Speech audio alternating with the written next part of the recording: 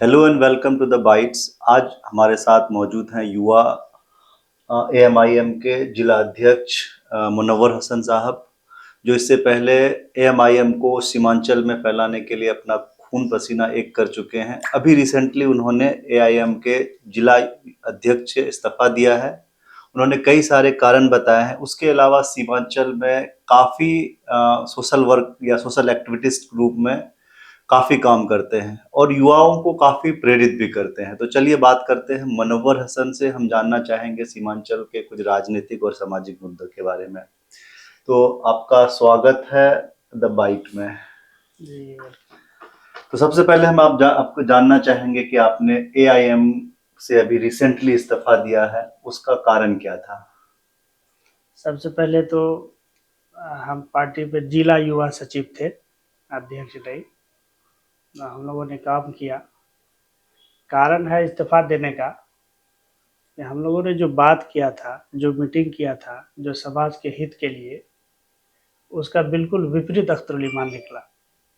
जो उसको करना चाहिए था वो नहीं करके वो विपरीत दिशा में जाने लगा। हम लोगों से बात हुई थी कि सीमांचल में हम लोगों को अपने समाज को कैसे, समाज के उत्थान के लिए हम लोगों को क्या करना चाहिए।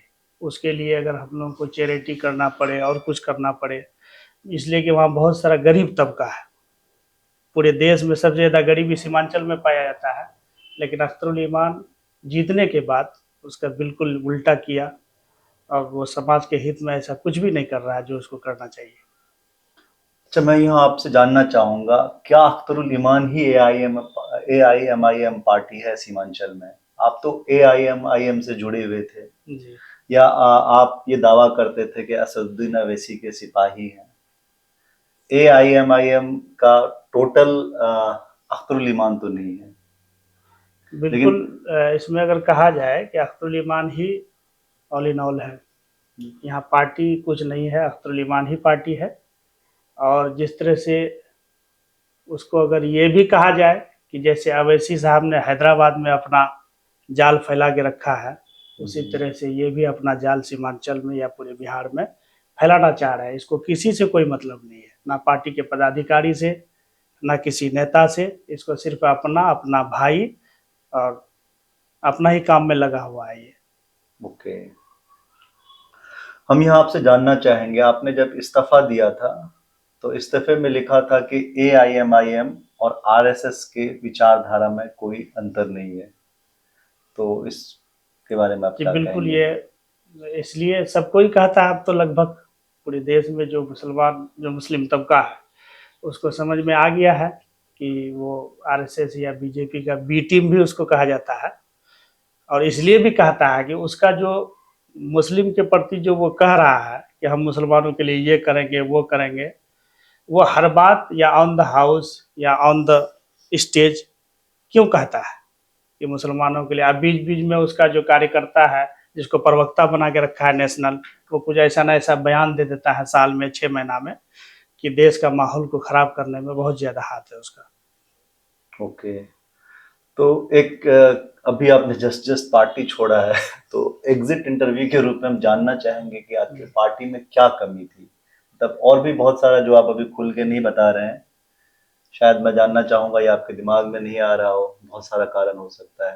देखिए, असल में हम लोगों के साथ जो मीटिंग होती थी पहले, हम्म। कि हम लोगों को मुसलमान के फलाह बहबूदी के लिए काम करना है। उसके लिए सैकड़ों सिपाही समझिए सीमांचल में, जिन्होंने अपना एसेट लगाया, अपना अच्छा। ताकत लगाया, डोर टू डोर उसका कैंपेन किया और उस पार्टी का हवा को और माहौल बनाया सीमांचल में, और उसको 5 सीट यहाँ से जिताया। ओके। लेकिन अख्तरुल ईमान इसका बिल्कुल विपरीत निकला। जीतने के बाद उसका काम हो गया पैसा वसूली, टेंडर में पैसा, ब्लॉक में पैसा, थाना में पैसा, सब जगह उसका पीसी बंधा चला गया और समाज का कोई भी काम नहीं करता है। आप जनता से भी जाकर के पूछ सकते हैं। अच्छा, इससे पहले जब विधानसभा इलेक्शन हुआ था, उसमें एक र्यूमर फैला था, या के जो अख्तरुल इमान ने जो टिकट बांटा है, या एआईएमआईएम ने सीमांचल में टिकट बांटा है, वो पैसे लेकर बांटा है। इस बात में कितनी सच्चाई है? बिल्कुल इसमें क्योंकि आप पार्टी के, मैं इसलिए आपसे ये पूछ रहा हूँ क्योंकि आप पार्टी के रह चुके हैं, पार्टी में काफी खून पसीना एक किया, मैंने खुद देखा है। लास्ट विधानसभा इलेक्शन में आप अमौर विधानसभा में काफी आप मेहनत कर चुके हैं कैंडिडेट को जिताने के लिए, एक युवा के नाते। हम लोग तो इसका आंखों देखा है कि सब जितना भी को टिकट दिया गया हम्म, सबसे पैसा लिया गया है और पैसा वसूली होता था उसका भाई तफहीम के द्वारा। अच्छा, तफहीम जो उनका भाई है वो तफहीम जो पैसे उसका से। भाई है। और तो तफहीम को याद भी होगा, एक बार अंजार नईमी साहब हैं, विधायक अंजार नईमी साहब हैं। बने थे, सबसे अधिक पैसा उन्होंने ही दिया है। पैसा का हम्म, काउंटिंग तो बोलना उचित नहीं होगा। एक बार उसके हॉस्टल में रात में फिर भी फर्स्ट, एक आइडिया बता सकते हैं जी कितना? करोड़ रुपया तो लिया ही है, करोड़ अच्छा। प्लस ही लिया है। और बाकी सबसे किसी से 50 लाख 60 लाख, मतलब वसूली पूरा हुआ है। के माहौल ही उस समय इतना बना दिया गया था, हम्म, मतलब उसके लिए AIMIM के लिए, कि लोगों को लगता था कि इससे टिकट लेंगे तो जीत होगी, और जीत हुई भी। लोगों ने पैसा दे दे करके टिकट लिया, काफी पैसा कमाया है वो पूरे बिहार में लगभग। सॉरी। अच्छा, जब सीमांचल में 5 सीटें AIM जीती थी, तो जहां तक मैं देख पा रहा हूँ जितना भी कैंडिडेट है वो कोई भी अख्तरुल इमान के अलावा कोई भी AIMIM का कोर मेंबर नहीं है। मतलब या तो वो लगता है कि बाहर से लाया गया है। जैसे कि बायसी विधानसभा में गुलाम सरवर साहब काफी मेहनत कर रहे थे, वो काफी मतलब काफी मेहनत कर रहे थे, उन्हें लग रहा था टिकट मिलेगा, लेकिन ऐसे कई सारे कैंडिडेट को टिकट नहीं मिला है। तो इस पर आप क्या कहेंगे?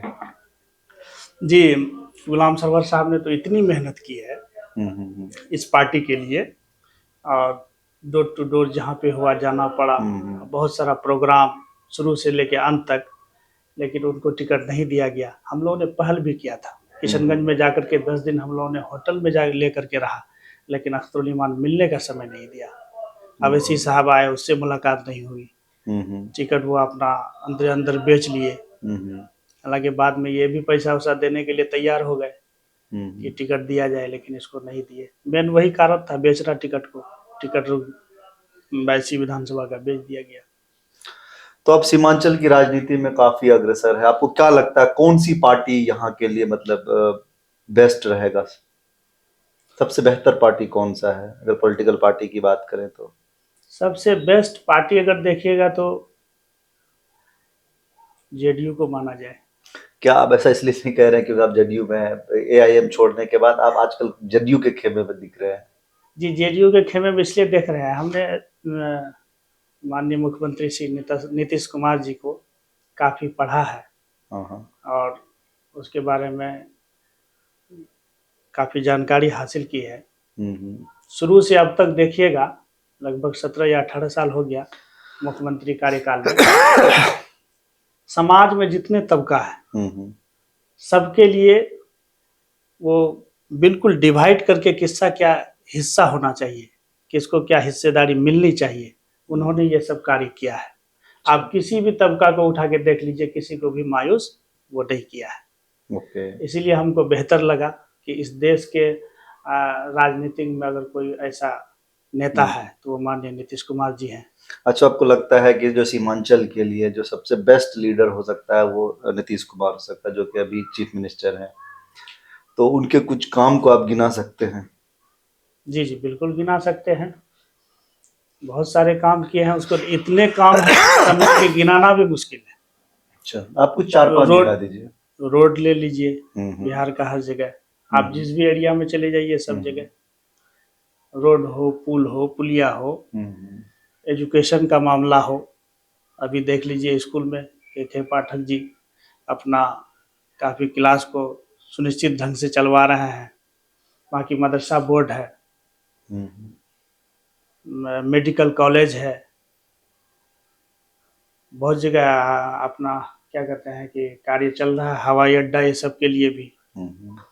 हज भवन देख लीजिए, बहुत सारा काम है उसका, कितना अच्छा, गिनाया जाए। माइनॉरिटी के लिए स्पेशल कौन सा काम है? क्योंकि ये जो असदुद्दीन अवैसी का जो दावा है, जो AIMIM का दावा है, क्योंकि सीमांचल जो माइनॉरिटी बेस्ड माइनॉरिटी का पॉपुलेशन इस एरिया में ज्यादा है, और माइनॉरिटी का जो सिचुएशन है या स्थिति है वो शेड्यूल कास्ट में से भी बदतर है, जैसा कि वो कहते हैं या फिर बहुत सारा डेटा भी कहता है।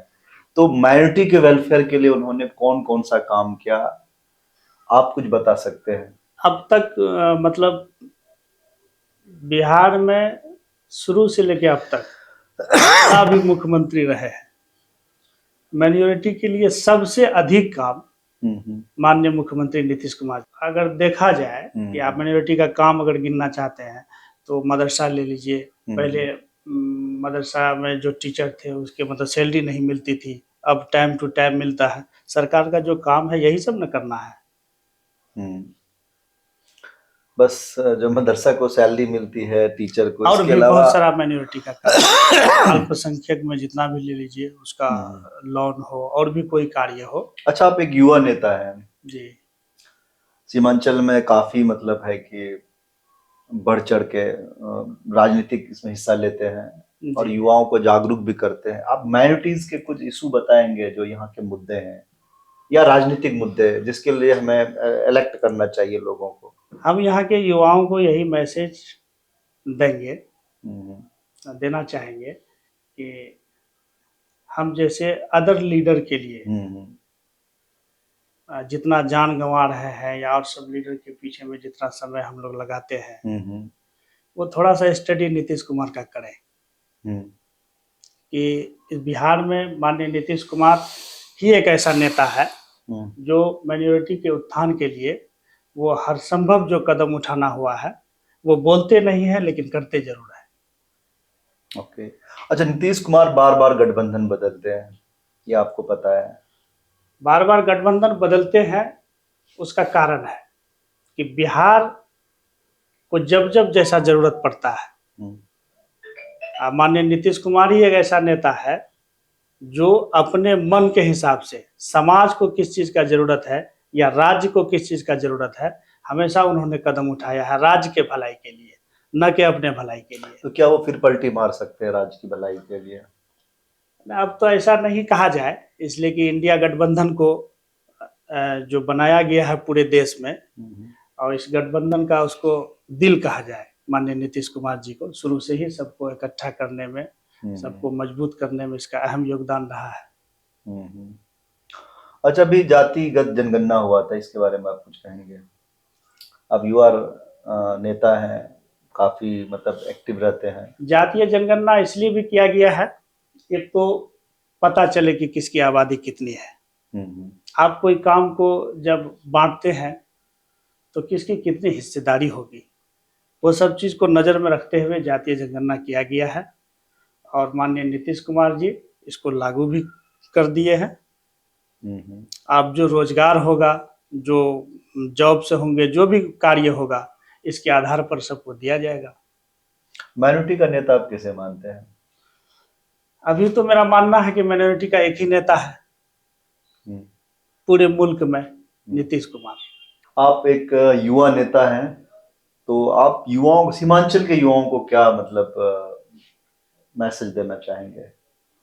हम सीमांचल के युवाओं को यही मैसेज देंगे कि माननीय मुख्यमंत्री नीतीश कुमार जी को पढ़ें, चाहे वो किसी भी दल का गठबंधन में यहाँ का मुख्यमंत्री रहा हो, लेकिन आप उसको इसलिए पढ़ें कि वो हमारे माइनॉरिटी के लिए बहुत बेहतर बेहतर कदम उठाया है। आप उसका स्टडी कीजिए, और जितना दिन वो रहे, 8 बार मुख्यमंत्री रहे बिहार के, कभी यहाँ किसी प्रकार का दंगा फसाद होने नहीं दिया। ओके, तो कौन दंगा फसाद होने दिया? किसके राज्य में ज्यादा दंगा फसाद हुआ है? आप? बीजेपी करती है हमेशा। बीजेपी तो बहुत कम शासन में रही है, या तो यहाँ आरजेडी रही है या फिर जदयू रही है। तो जहां जहां भी रही है, या तो वो करने में उसका नहीं रहा, विपक्ष में जहां रहा है उसका रोल रहा है दंगा करवाने में, कहीं खुद से करवाना। अभी प्रेजेंट में मणिपुर में देख लीजिए क्या हाल है मणिपुर का। एक फाइनल मैसेज हमारे युवाओं को, हमारे दर्शकों को? हम अपने सीमांचल के युवाओं को यही मैसेज देना चाहेंगे कि हम माइनॉरिटी के लोग जात पात के भावना में नहीं आकर के, ये अख्तरुल ईमान के बहकावे में नहीं आकर के हम नेताओं को पढ़ें। ये बहुत बड़ा ठग है, अच्छा, आप सिर्फ अख्तरुल इमान को क्यों टारगेट कर रहे हैं? जब सीमांचल इसलिए की हम बात करते हैं तो अररिया आता है, पूर्णिया, कटिहार, किशनगंज। इसलिए उसका बात ज्यादा एएमआईएम में बहुत सारे लीडर हैं। उसका बात इसलिए बार बार किया जाता है कि वो माहौल को आपका खराब कर देगा। और ये जो माहौल खराब होगा, जैसे आरएसएस एक बीज बो रहा है देश में, कट्टरपंथी का, अंधभक्ति का। उसके लोगों को पूछिएगा कि पेट्रोल का दाम अगर 1000 भी हो जाएगा ना, फिर भी हम गाड़ी चलाएंगे खरीद के। तो हमारे माइनॉरिटी में लोगों की भावना इस प्रकार का नहीं होना चाहिए। हमको एक सूझबूझ के साथ, इसलिए कि माइनॉरिटी के लोग हमेशा से इस देश को बचाने के लिए हमेशा आगे रहे हैं, और आज इस देश को बहुत जरूरत है माइनॉरिटी के लोगों को आगे आना, इस देश का संविधान को बचाना, इस देश का सेकुलरिज्म जो है उसको बचाना। ये थे मुनव्वर हसन साहब, जो एआईएम के लिए काफी सीमांचल में मेहनत कर चुके हैं और एआईएम को काफी सफलता भी दिलाया था। इसीलिए हमने एआईएम से रिलेटेड बहुत सारा सवाल किया मुनव्वर हसन साहब से। और आजकल जदयू के खेमे में दिखते हैं और कई सारे नेताओं के लिए काम भी करते हैं और सीमांचल में काफी एक्टिव है। फिर हम बात करेंगे। आपका बहुत बहुत धन्यवाद, आपने हमें टाइम दिया।